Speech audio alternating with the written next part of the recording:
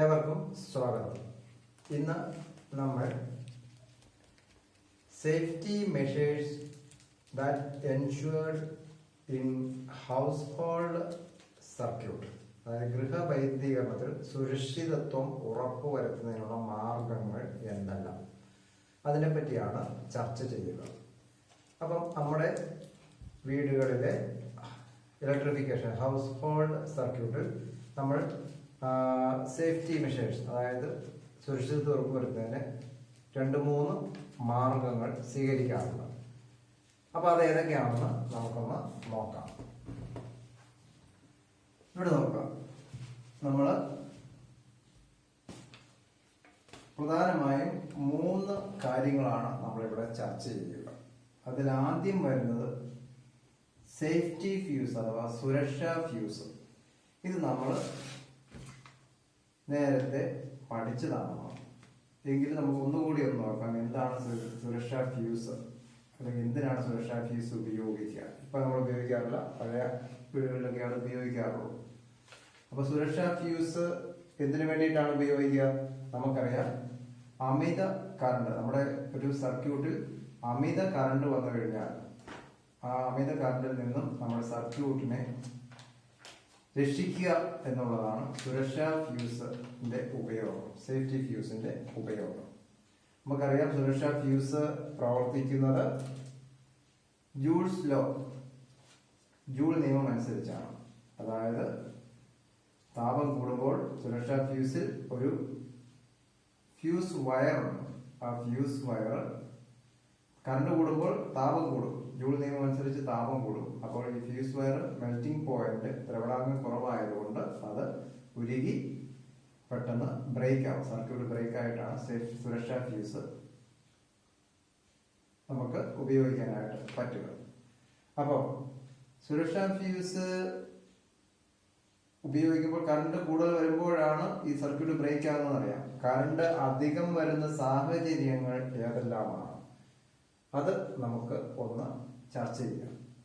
പ്രധാനമായും 2 രീതിയിലാണ് ഒരു സർക്യൂട്ടിൽ അമിത കറണ്ട്, ഓവർ കറണ്ട് വരിക. അതിലൊന്നാണ് ഓവർലോഡിങ്, രണ്ടാമത്തത് ഷോർട്ട് സർക്യൂട്ട്. ഓവർലോഡിങ്ങും ഷോർട്ട് സർക്യൂട്ടും. ഓവർലോഡിങ് എന്ന് പറഞ്ഞാൽ നമ്മൾ ഒരു സർക്യൂട്ട് ഡിസൈൻ ചെയ്ത് കഴിഞ്ഞാൽ, അതായത് നമ്മുടെ വീടുകളിലെ ഒരു സർക്യൂട്ട് അല്ലെങ്കിൽ ഏതെങ്കിലും ഒരു സ്ഥാപനത്തിലെ ഒരു സർക്യൂട്ട്, അതായത് ഇത്ര ഉപകരണങ്ങൾ പ്രവർത്തിപ്പിക്കണം, അതനുസരിച്ച് നമ്മൾ വയറിംഗ് ഒക്കെ ചെയ്യും. വയറിംഗ് ചെയ്തിട്ട് ഇത്ര ആംപിയർ കറണ്ടാണ് ആ സർക്യൂട്ടിൽ ഒഴുകേണ്ടതെന്നുള്ളൂ നമ്മൾ നേരത്തെ ഉപകരണങ്ങളുടെ പവറൊക്കെ അനുസരിച്ച് നമ്മൾ ഡിസൈൻ ചെയ്യും. പക്ഷെ അതിനുശേഷം നമ്മൾ കൂടുതൽ ഉപകരണങ്ങൾ ആ സർക്യൂട്ടിൽ ഘടിപ്പിക്കും. അപ്പോൾ സർക്യൂട്ടിൽ കൂടി കൂടുതൽ കറണ്ട് ഒഴുകും. സർക്യൂട്ടിലെ മൊത്തം പവർ കൂടി വരും. അപ്പൊ സർക്യൂട്ടുകളിൽ ഒഴുകുന്ന കറണ്ടിന്റെ അളവ് കൂടും. അപ്പോൾ ഇങ്ങനെ നമ്മൾ അമിത കറണ്ട് ഒഴുകുക, അതായത് നമ്മൾ അനുവദനീയമായതിൽ കൂടുതൽ ഉപകരണങ്ങൾ ഉപയോഗിച്ച് സർക്യൂട്ടിൽ കൂടി അധികം കറണ്ട് ഒഴുകുക, ആ സമയത്ത് നമ്മൾ വിളിക്കുന്ന പേരാണ് ഓവർലോഡിങ് എന്ന് വിളിക്കുക. അപ്പോൾ ഓവർലോഡിങ്ങിന്റെ സമയത്ത് സർക്യൂട്ടിൽ കൂടി അധികം കറണ്ട് ഒഴുകും. അതുപോലെ തന്നെ ഷോർട്ട് സർക്യൂട്ട്. ഷോർട്ട് സർക്യൂട്ട് എന്ന് പറഞ്ഞാൽ നമുക്കറിയാം, സർക്യൂട്ടുകളിൽ ഫേസ് ന്യൂട്രൽ ലൈനുകളുണ്ടെന്ന് പറയാം. ലൈവ് വയറും കറണ്ടില്ലാത്ത ന്യൂട്രൽ വയറും ഉണ്ട്. ഇനി ഏതെങ്കിലും സാഹചര്യത്തിൽ ഈ ഫേസ് വയറും ന്യൂട്രൽ വയറും തമ്മിൽ കൂട്ടിമുട്ടാൻ, ടച്ച് ചെയ്യാനിടയായാൽ സർക്യൂട്ടിലെ പ്രതിരോധം വളരെയധികം കുറയും. അപ്പോൾ സർക്യൂട്ടിൽ കൂടി അധികം കറണ്ട് ഒഴുകും. അപ്പോൾ നമ്മൾ വിളിക്കുന്ന പേരാണ് ഷോർട്ട് സർക്യൂട്ട് എന്ന് പറയുക.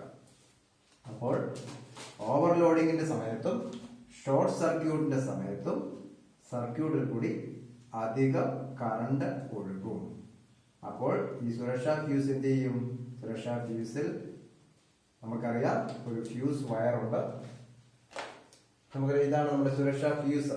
ഈ സുരക്ഷാ ഫ്യൂസില് നമ്മൾ കണ്ടോ, ഇതാണ് നമ്മുടെ ഫ്യൂസ് കാരിയർ എന്ന് പറയുന്നത്. ഫ്യൂസ് കാരിയർ നോക്കേണ്ടത് നമ്മുടെ ഒരു കമ്പി, ഇതാണ് നമ്മുടെ ഫ്യൂസ് വയറായിട്ട് ഉപയോഗിക്കുക. നമ്മൾ സാധാരണ ഉപയോഗിക്കുന്നത്, നമ്മൾ പഠിച്ചിട്ടുണ്ട്, ടിന്നിന്റെയും ലെഡിന്റെയും ഒരു സങ്കരമാണ് നമ്മൾ ഉപയോഗിക്കുക. അപ്പൊ ഇത് നമ്മൾ ഇതുപോലെ ഒരു അതിൻ്റെ സോക്കറ്റ് ഉണ്ട്. സോക്കറ്റിന്റെ ഫ്യൂസ് ഹോൾഡർ നമ്മൾ ഉറപ്പിച്ച് വെക്കുകയാണ് ചെയ്യുക. അപ്പൊ ഈ ഫ്യൂസ് നമ്മൾ എപ്പോഴും ഘടിപ്പിക്കുന്നത് ഫേസ് ലൈനിലാണ്.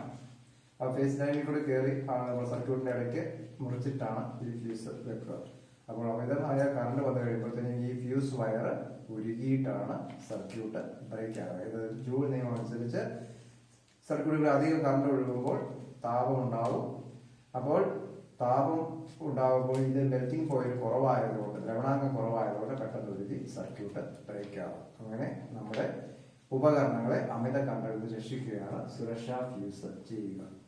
പക്ഷെ ഇപ്പൊ നമ്മൾ ഇത് പണ്ട് കാലത്ത് ഉപയോഗിച്ചിരുന്നതാണ്. ഇപ്പൊ നമ്മുടെ വീടുകളിലും സുരക്ഷാ ഫ്യൂസ് ആയിട്ട് ഇതുപോലത്തെ ഫ്യൂസ് ഉപയോഗിക്കാറില്ല. അപ്പോൾ നമ്മൾ പുതുതായിട്ട് ഇപ്പോൾ ഉപയോഗിക്കുന്ന ഫ്യൂസ് ആണ് MCB എന്ന് പറയുക. അതായത് രണ്ടാമത് നമ്മളിവിടെ പഠിക്കുന്നത് MCB പറ്റിയാണ്. അതും സുരക്ഷിതത്വത്തിന് വേണ്ടി ഉപയോഗിക്കുന്നതാണ്. അപ്പൊ നമുക്ക് MCB ഉണ്ട്. MCB, ELCB, RCCB അതെന്താണെന്ന് നമുക്ക് പിന്നെ പറയാം. ആദ്യം നമ്മൾ ഫ്യൂസ്, സേഫ്റ്റി ഫ്യൂസ് പോലെ തന്നെ പ്രവർത്തിക്കുന്ന അതിന് പകരം ഇപ്പോൾ നമ്മൾ ഉപയോഗിക്കുന്നതാണ് MCB. MCB എന്ന് പറയുന്നത് ഇതാണ് നമ്മുടെ MCB. ഈ MCB എന്ന് പറയുന്നത് നമ്മൾ full form miniature circuit breaker ആണ്. അപ്പൊ ഇത് ഫ്യൂസ് പോലെ തന്നെയാണ് നമുക്കറിയത് ഫേസ് ലൈനിൽ, അതായത് നമ്മളെപ്പോഴും ഫ്യൂസുകളെല്ലാം ഏതിലാണ്? ഫേസ് ലൈനിലാണ് ഘടിപ്പിക്കുക. നമുക്കറിയാം സുരക്ഷാ ഫ്യൂസ് ആണെങ്കിൽ നമുക്ക് അതിനകത്തൊരു വയറുണ്ട്, ഫ്യൂസ് വയറുണ്ട്. ഫ്യൂസ് വയർ മെൽറ്റ് ചെയ്യണം. അപ്പം അത് ജൂൾസ് ലോ അനുസരിച്ചാണ് പ്രവർത്തിക്കുക. ഇത് നമ്മുടെ MCB ആണ്. ഈ MCB full form miniature circuit breaker ആണ്. അപ്പൊ ഇതിന്റെ അകത്തുള്ള ഈ സ്വിച്ച് ഉണ്ട്. ഇത് നമ്മൾക്ക് അമിത കറണ്ട്, നമ്മൾ ഓവർലോഡിങ്ങോ ഷോർട്ട് സർക്യൂട്ടോ മൂലം അധികം കറണ്ട് വരുമ്പോൾ ഈ സ്വിച്ച് തനിയെ ബ്രേക്ക് ആവും. ഇത് പ്രവർത്തിക്കുന്നത് മാഗ്നറ്റിക് ഇഫക്റ്റും ഹീറ്റിംഗ് ഇഫക്റ്റും ഉപയോഗിച്ചാണ്. അപ്പൊ ഇതിന്റെ അഡ്വാൻറ്റേജ് എന്ന് പറയുന്നത് നമുക്ക് ഈസി ആയിട്ട് കൈകാര്യം ചെയ്യാം. സുരക്ഷാ ഫ്യൂസ് നമുക്ക് എന്ത് ചെയ്യണം? അത് നമുക്ക് പോയി കഴിഞ്ഞാൽ ഫ്യൂസ് കെട്ടാൻ പോകണം. അപ്പൊ നമുക്ക് ഇച്ചിരി ബുദ്ധിമുട്ടുണ്ട്. ഇതാണ് നമുക്ക് എളുപ്പമുണ്ട്. നമുക്ക് ഇത് ഓട്ടോമാറ്റിക് ആയിട്ട് ബ്രേക്ക് ആവും.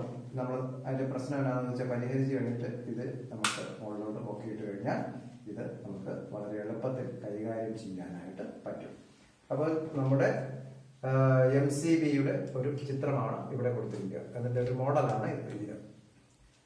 ഇനി നമുക്ക് അപ്പൊ MCBയും സേഫ്റ്റി ഫ്യൂസും തമ്മിലുള്ള വ്യത്യാസം ചോദിച്ചു കഴിഞ്ഞാൽ എന്തൊക്കെ വ്യത്യാസം എഴുതാം? സേഫ്റ്റി ഫ്യൂസ് നമുക്ക് കൈകാര്യം ചെയ്യുവാൻ അല്പം ബുദ്ധിമുട്ടാണ്. ബുദ്ധിമുട്ടെന്ന് പറഞ്ഞാൽ നമുക്ക് ഫ്യൂസ് വയറൊക്കെ കെട്ടാൻ പോകണം. ഇത് നമുക്ക് ഇച്ചിരി കൂടി ഇതിന്റെ പ്രവർത്തനം it is easy to use, വളരെ എളുപ്പത്തിൽ നമുക്ക് ഉപയോഗിക്കാനായിട്ട് പറ്റും. സേഫ്റ്റി ഫ്യൂസ് വർക്ക് ചെയ്യുന്നത് ജൂൾസ് ലോ അനുസരിച്ചാണ്, ഹീറ്റിംഗ് ഇഫക്റ്റ് ആണ്. ഇത് മാഗ്നറ്റിക് ഇഫക്റ്റും ഹീറ്റിംഗ് ഇഫക്റ്റും ആണ്. അതായത് കാന്തിക ഫലവും താപഫലവും അനുസരിച്ചാണ് ഏത് പ്രവർത്തിക്കുക? MCB പ്രവർത്തിക്കുക. MCB നമുക്ക് പ്രവർത്തിപ്പിക്കുവാൻ എളുപ്പമാണ്. അപ്പൊ ഈ രണ്ട് വ്യത്യാസങ്ങൾ ഓർത്തെടുക്കുക. സേഫ്റ്റി ഫ്യൂസും MCB രണ്ടും നമ്മൾ ഫേസ് ലൈനിലാണ് ഘടിപ്പിക്കുക. ഇപ്പോൾ നമ്മൾ സേഫ്റ്റി ഫ്യൂസ് വളരെ കുറച്ചേ ഉപയോഗിക്കാറ്. പഴയ വീടുകളിലൊക്കെ ഉള്ളൂ. പുതിയ വീടുകളിലെല്ലാം MCB ആണ് ഉപയോഗിക്കുക. അപ്പൊ MCBയുടെ അഡ്വാൻറ്റേജ് എന്ന് പറയുന്നത് നമുക്ക് എളുപ്പത്തിൽ കൈകാര്യം ചെയ്യാം. നമുക്ക് ഈ ബ്രേക്കർ ഉപയോഗിച്ച് നമുക്ക് ഫ്യൂസ് ഒന്നും കെട്ടാതെ എളുപ്പത്തിൽ അത് കൈകാര്യം ചെയ്യാനായിട്ട് പറ്റും. അപ്പോൾ സേഫ്റ്റി ഫ്യൂസ് പ്രവർത്തിക്കുന്നത് താപഫലം അനുസരിച്ചാണ്. MCB പ്രവർത്തിക്കുന്നത് കാന്തിക ഫലവും, അതായത് മാഗ്നറ്റിക് ഇഫക്റ്റും അതുപോലെ തന്നെ താപഫലവും ഹീറ്റിംഗ് ഇഫക്റ്റും അനുസരിച്ചാണ്. അപ്പോൾ അത് നിങ്ങൾ മനസ്സിലാക്കിയിരിക്കുക. ഇനി നമ്മൾ സുരക്ഷ ഒരുക്കുന്ന വേറൊരു ഉപകരണമാണ് ELCB. അതിന്റെ ഫുൾ ഫോം എന്ന് പറയുന്നത് എർത്ത് ലീക്കേജ് സർക്യൂട്ട് ബ്രേക്കർ എന്നാണ്. ELCB, earth leakage circuit breaker. ഇത് ഇപ്പോൾ നമ്മൾ ഉപയോഗിക്കുന്നില്ല. ഇപ്പോൾ ആധുനികമായി ഉപയോഗിക്കുന്നത് RCCB എന്നാണ്. അതിന്റെ ഫുൾ ഫോം എന്ന് പറയുന്നത് റെസിഡിയൽ കറണ്ട് സർക്യൂട്ട് ബ്രേക്കർ ആണ്. അപ്പൊ ELCB എന്ന് പറയുന്നതും RCCB എന്ന് പറയുന്നതും ഒരേ ഉപയോഗമാണ്. പണ്ട് കാലത്ത് ഉപയോഗിച്ചിട്ട് നമുക്ക് ELCB കിട്ടുന്നില്ല. ഇപ്പൊ നമുക്ക് മേടിക്കാൻ കിട്ടുന്നത് RCCB ആണ്. അപ്പൊ ഇതിന്റെ ഉപയോഗം എന്ന് പറയുന്നത് നമ്മുടെ സർക്യൂട്ടിൽ ഏതെങ്കിലും രീതിയിൽ കറണ്ട് ഇൻസുലേഷൻ മൂലം കറണ്ടിന് ലീക്കേജ് ഉണ്ടായാൽ ആ ലീക്കേജ് മൂലം നമ്മുടെ സർക്യൂട്ട് ബ്രേക്ക് ആവും. അതായത് നമുക്ക് ഷോക്ക് എടുക്കാതെ കറണ്ട് മൂലമുള്ള അപകടങ്ങളിൽ നമ്മളെ രക്ഷിക്കുക എന്നുള്ളതാണ് ELCB അഥവാ RCCBയുടെ ഉപയോഗം. അത് ഓർത്തിരിക്കുക. ELCB RCCB ഉപയോഗിക്കുന്നത് നമുക്ക് ഷോക്ക് ഏൽക്കാതെ, അതായത് നമ്മൾ ഉപയോഗിക്കുന്ന പല ഉപകരണങ്ങളുണ്ട്. ആ ഉപകരണങ്ങളിൽ ഏതെങ്കിലും രീതിയിൽ കറണ്ട് പാസ് ചെയ്ത് കഴിഞ്ഞാൽ ആ സർക്യൂട്ട് ബ്രേക്ക് ആകുക. അതാണ് ELCB അഥവാ RCCBയുടെ ഉപയോഗം. അപ്പം ഇതാണ് ELCB, ഇതാണ് RCCB. അപ്പൊ ഇവിടെ ബ്രേക്ക് ആയി കഴിഞ്ഞ് ഇവിടെ ബ്രേക്കർ ഉണ്ട്. ആ ബ്രേക്കർ നമുക്ക് അതിന്റെ പ്രശ്നം പരിഹരിച്ചു കഴിഞ്ഞാൽ ഈ സ്വിച്ച് മുകളിലോട്ട് കഴിഞ്ഞാൽ നമുക്കത് അതേപോലെ പ്രവർത്തിപ്പിക്കാനായിട്ട് പറ്റും. അപ്പൊ ELCB എന്ന് പറഞ്ഞാൽ എർത്ത് ലീക്കേജ് സർക്യൂട്ട് ബ്രേക്കർ. ഇത് ശരിക്കും ഇതിന്റെ അകത്ത് നമ്മൾക്ക് ഫേസും ന്യൂട്രലും എർത്തും 3 വയറുണ്ട്. നമുക്കറിയാം, നമ്മുടെ ഹൗസ് ഹോൾഡ് സർക്യൂട്ട് സാധാരണ 3 ലൈനുകൾ പോകുന്നുണ്ട്. അപ്പൊ ഈ 3 ലൈനും ഇതിന്റെ അകത്ത് ഉണ്ട്. അപ്പൊ ഇത് ശരിക്കും ഒരു വോൾട്ടേജ് ഓപ്പറേറ്റർ, അതായത് വോൾട്ടേജിന്റെ വേരിയേഷൻ വ്യത്യാസം അനുസരിച്ച് സർക്യൂട്ട് ബ്രേക്ക് ആകുന്ന ഒരു സംവിധാനമാണ് ELCB, വോൾട്ടേജ് ഓപ്പറേറ്റർ ആണ്. അപ്പൊ ഇതിനകത്ത് നമുക്കറിയാം ഫ്യൂസ് എല്ലാം നമ്മൾ ഫേസ് ലൈനിൽ മാത്രമേ കൊടുക്കുള്ളൂ. അപ്പൊ ഇതിന്റെ അകത്ത് ഫേസിലും ന്യൂട്രലും എർത്തിലും കണക്ഷൻ ഉണ്ട്. അപ്പൊ ഏതെങ്കിലും കാരണവശാൽ ആന്തരിക കറണ്ട് പോകുന്ന എർത്ത് വയർ വഴി വന്നിട്ട് ഈ സർക്യൂട്ട് ബ്രേക്ക് ആവുകയാണ് ചെയ്യുക. അപ്പൊ ഇത് ഇപ്പോൾ ഇല്ല. നമ്മൾ ഇപ്പോൾ ഉപയോഗിക്കുന്നത് ഏറ്റവും ആധുനിക രീതിയിലുള്ള RCCB ആണ്. RCCB എന്ന് പറയുന്നത് കറണ്ട് ഓപ്പറേറ്റർ ആണ്. അപ്പൊ ഇവിടെ നമ്മൾ വോൾട്ടേജിന്റെ വ്യത്യാസം അനുസരിച്ചാണ് സർക്യൂട്ട് ബ്രേക്ക് ആവുക. ഇത് RCCB, residual current circuit breaker. അതായത് കൂടുതൽ സുരക്ഷ ഉറപ്പുവരുത്തുന്നതിന് വേണ്ടി കറണ്ടിന്റെ ചെറിയൊരു വേരിയേഷൻ. അപ്പൊ ഇവിടെ നമ്മൾ വോൾട്ടേജിന്റെ വേരിയേഷൻ അനുസരിച്ചാണ് സർക്യൂട്ട് ബ്രേക്ക് ആവുമെങ്കിൽ RCCBയിൽ കറണ്ടിന്റെ വ്യത്യാസം, ചെറിയൊരു കറണ്ടിന്റെ വ്യത്യാസം ഉണ്ടാകുമ്പോൾ സർക്യൂട്ട് ബ്രേക്ക് ആവും. അങ്ങനെയാണ് RCCB വർക്ക് ചെയ്യുക.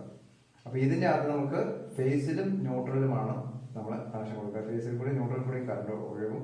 ഈ 2 ലൈനും തമ്മിൽ വോൾട്ടേജ് ചെറിയൊരു വ്യത്യാസം വന്നു കഴിഞ്ഞാൽ ഇതിന്റെ സർക്യൂട്ട് ബ്രേക്ക് ആവുന്ന രീതിയാണ് RCCB. അപ്പൊ ഇതിന് നമ്മൾ കറണ്ട് ഓപ്പറേറ്റർ, കറണ്ടിന്റെ വ്യത്യാസം അനുസരിച്ചാണ് പ്രവർത്തിക്കുക. ELCB വോൾട്ടേജ് ഓപ്പറേറ്റർ, വോൾട്ടേജിന്റെ വേരിയേഷൻ അനുസരിച്ചാണ് ഇത് ബ്രേക്ക് ആവുക. ഇപ്പോൾ നമ്മൾ ELCB ഇല്ല. ഇപ്പൊ നമുക്ക് എന്ത് മാത്രമേ ഉള്ളൂ? RCCB മാത്രമേ ഉള്ളൂ, റെസിഡിയൽ കറണ്ട് സർക്യൂട്ട് ബ്രേക്കർ. അപ്പൊ നമ്മളുടെ വ്യത്യാസം ഓർത്തിരിക്കുക. രണ്ടും നമുക്ക് എന്തിനു വേണ്ടിയിട്ടാണ്?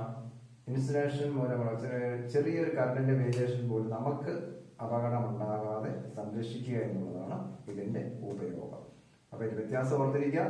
ഇതിന്റെ അകത്ത് നമുക്ക് ഏതിന്റെ വ്യത്യാസം അനുസരിച്ചാണ്? വോൾട്ടേജിന്റെ വ്യത്യാസമാണ്. ഇതിന്റെ അകത്ത് കറണ്ടിന്റെ വ്യത്യാസം അനുസരിച്ചാണ്. അപ്പൊ ഇതിന്റെ അകത്ത് നമുക്ക് phase, neutral, earth wire connect ചെയ്യണം. ഇതിന്റെ അകത്ത് ഫേസും ന്യൂട്രലും മാത്രമേ ഉള്ളൂ. അപ്പം ഇതാണ് അവ തമ്മിലുള്ള വ്യത്യാസം. ഇനി നമുക്ക് അടുത്തത് ഒരെണ്ണം കൂടി പഠിക്കാനുണ്ട്. നമ്മുടെ ഹൗസ് ഹോൾഡ് സർക്യൂട്ട് സുരക്ഷിതത്വം ഉറപ്പാക്കുന്നതിന് വേണ്ടി ചെയ്യുന്ന, അതായത് സേഫ്റ്റി മെഷർമെന്റ് ആയിട്ട് സേഫ്റ്റി എൻഷുർ ചെയ്യുന്ന അടുത്ത ഒരു മാർഗമാണ് 3-pin plug. 3-pin plug and earthing. 3-pin പ്ലഗും എർത്തിങ്. അപ്പൊ നിങ്ങൾ ഇവിടെ ഒന്ന് ശ്രദ്ധിക്കുക. ഇതാണ് ഒരു 3-pin പ്ലഗ്. അപ്പൊ ഈ 3-pin പ്ലഗിന്റെ കാര്യം പഠിക്കുമ്പോൾ നിങ്ങൾ 1-2 കാര്യങ്ങൾ ശ്രദ്ധിക്കാനുണ്ട്. ഇത് നമ്മൾ സാധാരണ 3-pin പ്ലഗ്, നമ്മൾ സാധാരണ ഒരു ബൾബുകളൊക്കെ പ്രവർത്തിപ്പിക്കണമെങ്കിൽ നമുക്ക് എന്ത് മതി? 2-pin മതി. അതായത് 2 ഫേസും ന്യൂട്രലും മതി. അപ്പൊ കൂടുതൽ പവറുള്ള ഉപകരണങ്ങൾ പ്രവർത്തിക്കുമ്പോഴാണ് 3-pin ഉപയോഗിക്കുക. അപ്പൊ 3-pinന്റെ പ്രത്യേകത നോക്കുക. ഇതാണ് 3-pinന്റെ. ഇതിനകത്ത് 3 ലെഗുകൾ, 3 കാലുകളുണ്ട്. നിങ്ങൾ നോക്കുക, 3 കാലുകൾ. ഇതിന്റെ അകത്ത് ഒരെണ്ണം ലൈനുണ്ട്, ന്യൂട്രലുണ്ട്, എർത്തുണ്ട്. അങ്ങനെ 3 വയറാണുള്ളത്. നോക്കി, ഇതിന്റെ അകത്ത് ചുമന്ന വയർ, ചുമന്ന വയർ വന്നിരിക്കുന്നത് എപ്പോഴും ലൈനാണ്. നമുക്കറിയാം ഫേസ് ലൈൻ എപ്പോഴും ചുമന്ന വയറാണ്, അതാണ് ചുമന്ന വയർ. ന്യൂട്രൽ ലൈൻ എന്ന് പറയുന്നത് ഇതാണ്, ഈ ലെക്കാണ്. ഇത് രണ്ടും ഒരേപോലത്തെ കാലുകളാണ്. അപ്പം ചുമന്ന വയർ കണക്ട് ചെയ്തിരിക്കുന്നത് ലൈൻ, ഫേസ് ലൈൻ വരുന്നത് ഇവിടെയാണ് ന്യൂട്രൽ ലൈൻ വരിക. ഇതാണ് ഈ എർത്ത് ലൈൻ നമ്മൾ എപ്പോഴും പച്ചയാണ് കൊടുക്കുക. ഈ രണ്ട് പിൻ, അതായത് ഫേസും ന്യൂട്രലുമുള്ള കണക്ട് ചെയ്തിരിക്കുന്ന ഈ രണ്ട് കാലുകൾ ഒരേ നീളവും ഒരേ വണ്ണവുമാണ്. ഇത് നോക്കി, ഇതാണ് മൂന്നാമത്തെ പിന്നിൽ നമ്മൾ വിളിക്കുന്നത് എർത്ത് പിൻ എന്നാണ്. ഈ എർത്ത് പിന്നിന്റെ വണ്ണം കൂടുതലാണ്, നീളം കൂടുതലാണ്. എന്തുകൊണ്ടാണ് ഇതിന്റെ വണ്ണം കൂടുതലും നീളം കൂടുതലും ഇരിക്കുക? ഇതിന് കാരണമുണ്ട്. എർത്ത് പിന്നിന് വണ്ണം കൂടുമ്പോൾ പ്രതിരോധം കുറയും, അതായത് റെസിസ്റ്റൻസ് കുറയും. നമ്മൾ ഉപയോഗിക്കുക നമ്മൾക്ക് 3 പിൻ പ്ലഗ്, അതായത് തേപ്പുപെട്ടി പോലെയുള്ള ഉപകരണത്തിലാണ്. അപ്പൊ തേപ്പുപെട്ടിയുടെ മെറ്റൽ ബോഡി ഉണ്ട്, ലോഹഭാഗത്താണ് നമ്മുടെ ഈ എർത്ത് വയർ, അതായത് പച്ച വയറിന്റെ കണക്ഷൻ വന്നിരിക്കുന്നത്. ഈ വണ്ണം കൂടിയ എർത്ത് പിന്നിലാണ് കണക്ഷൻ കൊണ്ടിരിക്കുന്നത്. എർത്ത് പിന്നെ അതായത് നമ്മുടെ തേപ്പുപെട്ടിയിലേക്ക് നമുക്കറിയാം, ഈ 3 വയറുകൾ പോയി കഴിഞ്ഞാൽ നമ്മൾ തേപ്പുപെട്ടിയുടെ വയറാണെങ്കിൽ ഇതിന്റെ ഈ പച്ച വയർ ടച്ച് ചെയ്തിരിക്കുന്നത് അതിന്റെ മെറ്റൽ ബോഡിയിലാണ്. അപ്പൊ മെറ്റൽ ബോഡിയിൽ ഏതെങ്കിലും കാരണവശാൽ ഇൻസുലേഷൻ തകരാറോ നമ്മൾ ഫേസ് ലൈനായിട്ടോ എന്താണ് ആ മെറ്റൽ ബോഡിയിൽ കറണ്ട് വന്നു കഴിഞ്ഞാൽ അത് പെട്ടെന്ന് എവിടെ എത്തും? ഈ എർത്ത് പിന്നിലെത്തും. എർത്ത് പിന്നിന് പ്രതിരോധം കുറവായതുകൊണ്ട് നമ്മളിത് ഇങ്ങനെ ഒരു സോക്കറ്റിലാണ് ഇറക്കി വെക്കുക. നമുക്ക് ഇത് 3 പിൻ സോക്കറ്റാണ്. അപ്പൊ നമുക്ക് ഇതിന്റെ ഈ കണക്ഷൻ നോക്കി, ഇതിനുകൊണ്ട് ആ എർത്ത് പിന്നിന്റെ കാല് വന്നിരിക്കുന്നതാണ് കേട്ടോ പച്ച. ഇതിന്റെ ലൈൻ, അതായത് ഫേസ് ലൈൻ, ഇത് ന്യൂട്രൽ ലൈൻ. അപ്പം ഇത് വഴി നമ്മൾ എങ്ങോട്ട് പോയിരിക്കുകയാണ്? ഈ കണക്ഷൻ എർത്തിലേക്ക് പോയിരിക്കുകയാണ്. അപ്പൊ നമ്മൾ ഇങ്ങനെ കുത്തുമ്പോൾ നമ്മളിങ്ങനെ കുത്തുമ്പോഴത്തേക്കും നോക്കി പച്ച, അതായത് പച്ച എർത്ത് പിന്നാണ്. നമ്മൾ ഇങ്ങോട്ട് കയറുമ്പോൾ നോക്കി എർത്ത് പിൻ വരുന്നത് ഈ ഇങ്ങനെ കുത്തുവാണ്. അപ്പൊ എർത്ത് പിൻ നോക്കി ഇതിലാണ് വരിക. അപ്പം എർത്ത് പിൻ വഴി കറണ്ട്, അതായത് നമ്മൾ എർത്ത് പിൻ ടച്ച് ചെയ്തിരിക്കുന്നത് നമ്മുടെ മെറ്റാലിക് ബോഡിയിലാണ്. തേപ്പുപെട്ടിയാണെങ്കിൽ അതുപോലെ ഏത് ഉപകരണത്തിനാണ് മെറ്റാലിക് ഭാഗത്താണ് നമ്മൾ എർത്ത് പിന്നിന്റെ ആ വയർ ടച്ച് ചെയ്തിരിക്കുക. അപ്പൊ നമ്മൾ ഇവിടുന്ന് വന്ന് തേപ്പുപെട്ടി എന്നുള്ള വയറാണെന്ന് വിചാരിക്കുക. ഏതെങ്കിലും കാരണവശാൽ കറണ്ട് അധികം ആ മെറ്റൽ ബോഡി നമ്മൾ ടച്ച് ചെയ്ത് നമുക്ക് ഷോക്ക് എടുക്കാൻ സാധ്യതയുള്ള സ്ഥലത്ത് എന്ത് കഴിയുമ്പോൾ ഈ എർത്ത് പിന്നിന്റെ എന്താണ് നീളവും കൂടുതലാണ്, വണ്ണവും കൂടുതലാണ്. അപ്പൊ വണ്ണം കൂടിയിരിക്കുന്നതിന് കാരണം നമ്മൾ ആദ്യം പറയാം. വണ്ണം കൂടിയിരിക്കുമ്പോൾ പ്രതിരോധം അഥവാ റെസിസ്റ്റൻസ് കുറവാണ്. അപ്പം കറണ്ട് ഇതിൽ കടന്നു കഴിഞ്ഞാൽ പെട്ടെന്ന് ഇതുവഴി കടന്ന് നമ്മളിങ്ങനെ കുത്തിക്കഴിയുമ്പോഴത്തേന് ഈ കാല് വഴി വന്ന് എർത്തിലേക്ക് പോകും. അപ്പൊ നമുക്ക് ഷോക്ക് ഏൽക്കാതെ സംരക്ഷിക്കുക എന്നുള്ളതാണ് എർത്ത് പിന്നിന്റെ വണ്ണം കൂടിയിരിക്കുന്നതിന്റെ ഉദ്ദേശം. ഇനി നോക്കി, ഇതിന്റെ നീളം കൂടുതലാണ്. എർത്ത് പിന്നിന്റെ നീളം കൂടുമ്പോൾ അപ്പൊ നമ്മൾ കൂടുതലാണ് നമ്മളിങ്ങനെ കുത്തുമ്പോഴത്തേക്ക് ഏറ്റവും ആദ്യം വന്ന് കയറുന്നത്, സോക്കറ്റിലേക്ക് കയറുന്നത് ഈ എർത്ത് പിന്നാണ്. അപ്പൊ കയറി കഴിയുമ്പോൾ എന്നാ മെച്ചം? ഏതെങ്കിലും കാരണവശാൽ നമ്മൾ കുത്തുന്ന വഴിയെ ഷോക്ക് കറണ്ട് വരുവാണെങ്കിൽ വേറെ തന്നെ ഈ പിന്ന് വഴി എങ്ങോട്ട് പൊക്കോളും? എർത്തിലേക്ക് പൊക്കോളും. അതുപോലെ തന്നെ നിങ്ങൾ ഊരുമ്പോൾ ഏറ്റവും അവസാനം വരുന്നതും ഈ നീളം കൂടിയ എർത്ത് പിന്നാണ്. അപ്പൊ നമുക്ക് എപ്പോഴും ഈ എർത്ത് പിൻ നമുക്ക് എന്ത് ചെയ്യും? സുരക്ഷിതത്വം ഉറപ്പുവരുത്തും. അപ്പൊ നീളം കൂടുന്നതിനും വണ്ണം കൂടിയതിന്റെയും കാരണം എന്താണെന്ന് മനസ്സിലാക്കിയിരിക്കുക. അപ്പോൾ എർത്ത് പിന്നിന് നീളം കൂടിയിരിക്കുവാനുള്ള നീളം കൂടുതലുള്ളതിന്റെ ഗുണം നമ്മൾ പിന്നെ സോക്കറ്റിലേക്ക് കയറുമ്പോഴും കയറുമ്പോൾ ആദ്യം ഫസ്റ്റ് ചെല്ലുന്നതും ഊരുമ്പോൾ അല്ലെങ്കിൽ അൺപ്ലഗ് ചെയ്യുമ്പോൾ അവസാനം വരുന്നതും എർത്ത് പിന്നാണ്. അപ്പോൾ ഏതെങ്കിലും കാരണവശാൽ ആ ബോഡിയിൽ, അതായത് നമ്മൾ ഉപയോഗിക്കുന്ന ഉപകരണത്തിന്റെ മെറ്റൽ പാർട്ടിൽ കറണ്ട് വന്നു കഴിഞ്ഞാൽ പെട്ടെന്ന് ഈ കാല് വഴി നമുക്ക് ഷോക്ക് ഏൽക്കാതെ എർത്തിലേക്ക് പോകാൻ വേണ്ടിയിട്ടാണ് നീളം കൂടിയിരിക്കുന്നത്. ഇനി വണ്ണം കൂടിയിരിക്കുമ്പോൾ ഈ കാലിന്റെ റെസിസ്റ്റൻസ് വളരെ കുറവാണ്. അതുകൊണ്ട് ഇതിലെത്തുന്ന കറണ്ട് പെട്ടെന്ന് തന്നെ എങ്ങോട്ട് പോകും? റെസിസ്റ്റൻസ് കുറഞ്ഞ പാതയിൽ കൂടി കറണ്ട് പെട്ടെന്ന് പോകും. അപ്പൊ നമുക്ക് പെട്ടെന്ന് തന്നെ എർത്തിലേക്ക് പോയി നമുക്ക് കൂടുതൽ സുരക്ഷിതത്വം ഉറപ്പുവരുത്തും. അതാണ് നമുക്ക് ഇതിന് 3 പിൻ പ്ലഗ്. അങ്ങനെയാണ് നമുക്ക് സേഫ്റ്റി അല്ലെങ്കിൽ സുരക്ഷിതത്വം ഉറപ്പുവരുത്തുന്നത്. അതുപോലെ നമുക്ക് ഇതിന്റെ കാലുകൾക്കിടയിൽ ചെറിയൊരു വെട്ടുണ്ട്. ഈ വെട്ട് എന്തിനു വേണ്ടി അറിയാമോ? നമ്മൾ സോക്കറ്റിലേക്ക് കുത്തുമ്പോഴത്തേനും അത് ലൂസ് ആകാതെ ചെയ്യാൻ വേണ്ടിയിട്ട്, കറക്റ്റ് മുറുകിയിരിക്കാൻ വേണ്ടിയിട്ടാണ് പിന്നെ കാലുകളുടെ ഇടയ്ക്ക് ചെറിയൊരു വെട്ടമിടുന്നത്. അപ്പോൾ ഇത്രയും നിങ്ങൾ മനസ്സിലാക്കിയിരിക്കുക. Safety measures in household electrification, ഗാർഹിക വൈദ്യുത വിതരണത്തിൽ സുരക്ഷിതത ഉറപ്പുവരുത്തുന്ന 3 മാർഗങ്ങളാണ് safety fuse, ELCB or RCCB, MCB, 3-pin plug and ARP. ഇത് എങ്ങനെയാണ് ഉപയോഗിക്കുന്നത്, അതിന്റെ വ്യത്യാസം എന്തൊക്കെയാണ്, അതെങ്ങനെയാണ് നമുക്ക് സുരക്ഷിതത്വം ഉറപ്പുവരുത്തുന്നത്, ഇത് നിങ്ങൾ മനസ്സിലാക്കിയിരിക്കുക.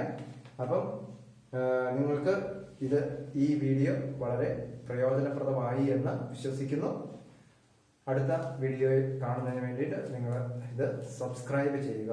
Okay, thank you.